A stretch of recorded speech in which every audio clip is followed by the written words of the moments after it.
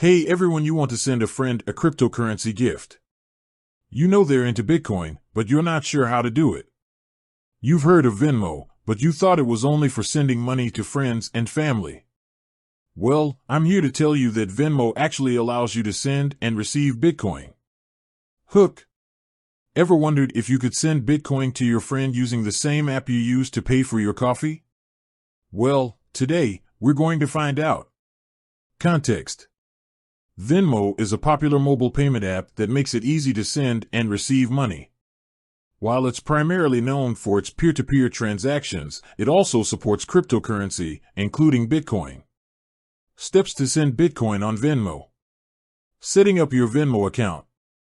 If you don't already have a Venmo account, you'll need to download the app from the Apple App Store or Google Play Store and create an account. You'll need to provide your personal information, including your name, email address, and phone number. Verifying your identity. To send or receive Bitcoin on Venmo, you'll need to verify your identity. This usually involves providing a photo of your driver's license or passport. Linking your Bitcoin wallet. Once your account is verified, you'll need to link your Bitcoin wallet to Venmo. This is where you'll store your Bitcoin.